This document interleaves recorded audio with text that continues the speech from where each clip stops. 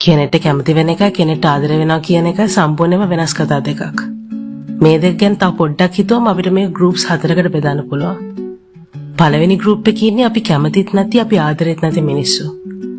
එයාලා එක්ක අපිට බැඳීම් නැහැ. එයාලා හිටියත් ගානක් නැහැ, නොහිටියත් ගානක් නැහැ.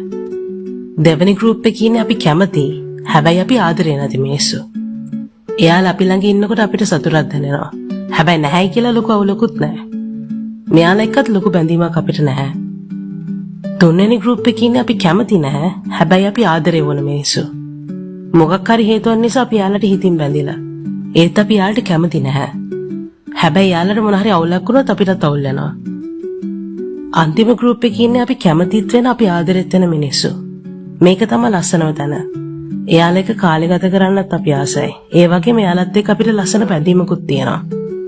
එක එක හේතු සිද්ධි නිසා අපේ ජීවිතේ ඉන්න මිනිස්සු කාලෙත් එක්ක මේ ගෲප්ස් වල උඩට පල්ලෙහාට යනවා. ඒකේ වැරද්දක් නැහැ. ඒ තමයි ජීවිතේ හැටි. ඔයත් නිවාඩු හිතලා බලන්න ඔයා වටේ ඉන්න මිනිස්සු මොන ගෲප් එකටද වැටෙන්නේ කියලා. ඒකෙන් ඔයාට මොන හරි දෙයක් ඉගෙන ගන්න පුළුවන් වෙයි. එච්චරයි ඉතින්.